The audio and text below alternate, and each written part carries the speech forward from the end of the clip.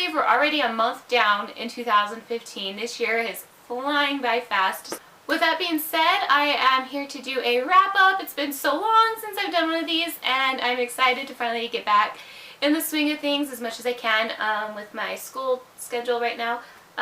With that being said, I did read 5 books this month. I feel like that number could have been a little bit better for me because I've had these past 2 weeks off of work. I had extra vacation time I had to use up before I lost it, so I just took 2 weeks off. So I've only had to like really focus on school and like other fun activities that I went and did.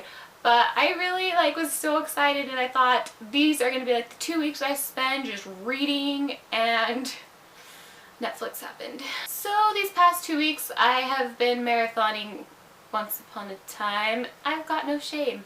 So the very first book I read this year was Eyes Turned Skyward by Rebecca Yarros. I ended up giving this book a 5 out of 5 stars. It is a new adult book, and it does have adult-ish contents in it. So I would probably recommend reading this if you're above, 16, you can handle that stuff. To give you a quick rundown what it's about a girl who learns after her sister had just passed away from a rare heart condition that she also suffers from the same thing. So in result of that, her parents basically have confined her and trying not to get her to do anything extra strenuous so that she can live for a longer period of time.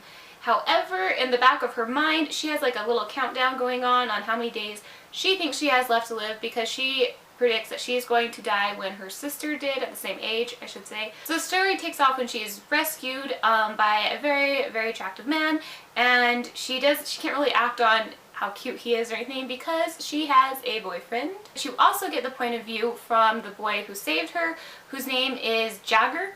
As it turns out, Jagger is in a kind of flight academy school type thing where he's learning to be a fighter pilot for army aircraft.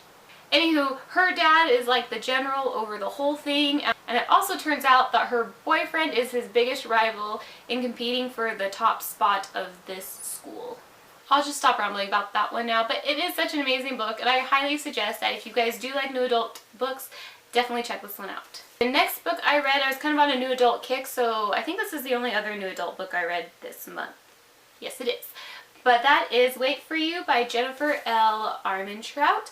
I have heard nothing but good things about this, and so many people have recommended this series to me for liking new adult, and I love Jennifer L. Armentrout. She is also the author of the Lux series, and I adore those books.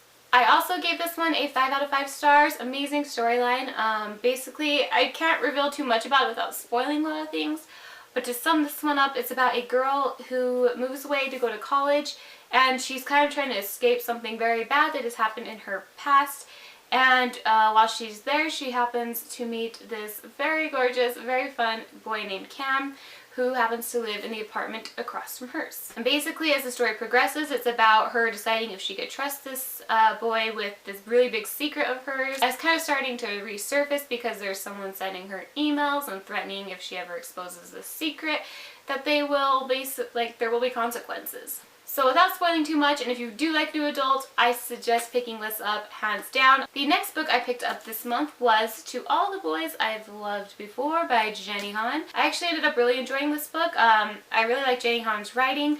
I have noticed that she does write for younger characters, so that is kind of... So I gave this book a 4 out of 5 stars just because I felt it a little bit harder for me to connect with the main character. I don't know if it's because she was so much younger. I thought she was really cute and innocent, but sometimes her decisions and how she acted, I was just like... But to give you the brief rundown, it's about a girl who writes love letters to boys who she's had a crush on or has had feelings for, and it's kind of her way of moving on from them if she wants to get over these feelings. So she kind of writes what she likes about them, what she doesn't like about them, and she seals up this envelope and puts it in a box and hides it under her bed. Well, one day, mysteriously, all these letters get sent out. So as you can imagine, it makes for an interesting story, kind of her coming to terms with this lie that she ends up having to weave about these letters, and I love that comic part of it. I thought that was really genius of her to do. I thought it was funny, but yeah, so if you are a fan of Jenny Han's The Summer I Turned Pretty, very similar writing style, I thought, so I say give this book a shot if that sounds like something you like. Just a quick, fun, contemporary read. I blew it through this thing in like one sitting. It was such a good read. The next book I read was The Rules for Breaking by Ashley Elston. This is the second book in the Rules for Disappearing duology, I believe. So I do plan on doing like a review on both books. More the first one because I don't want to give spoilers away, so I can't say too much about this book. I did give it a 4 out of 5 stars. I really enjoy the series, so I feel like more people should pick it up. It's definitely good. It's kind of like a thriller type book with a little bit of romance thrown in, but definitely one where you're trying to figure out who's behind certain events. The last book I read this month is Don't Look Back by Jennifer L. Armentrout. I was kind of on a Jennifer L. Armentrout kick, and I decided to pick this one up after reading her other book. And oh my gosh, you guys, I fell in love with this story so much. It starts off right away with this girl who is walking down the street. She has no memory of who she is or how she got there, anything about her past, but she's very badly, like, in bad shape, and she is bruised, cut up, has no idea what happened, and comes to find out after being medically helped and everything, her parents come for her. She has no idea who her parents are. She also finds out that her supposed best friend is also still missing, and they have no idea where she's at. And people start to speculate whether she had something to do with the disappearance or something happened to both of them as like an act of revenge of some sort. And mostly it's a story about her trying to figure out like her past, what would have happened to cause someone to do this, or if she maybe even did it herself. She also finds out that she was kind of like the mean girl of the school, and she doesn't want to be that girl anymore. And what I really loved about this book was one of the male like leads in here, Carson. Oh my gosh, you guys, if I could ever have a book boyfriend, I mean, I've bought many of them, but he is definitely high up on the list. I adored Carson's character.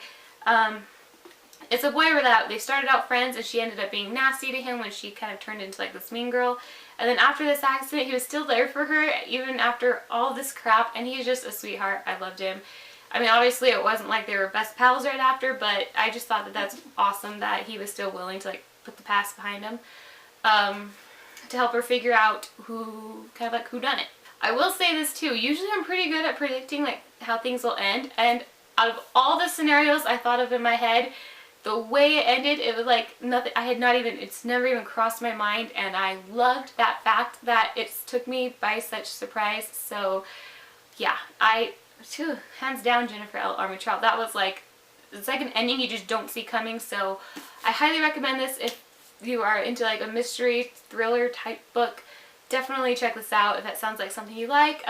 Don't know if I mentioned this, but I give it a 5 out of 5 stars. Alright, so that's all the books I read for the month of January. Let me know in the comments down below if you have read any of these books, what you thought of them, if you plan on reading any of these. I might have persuaded you.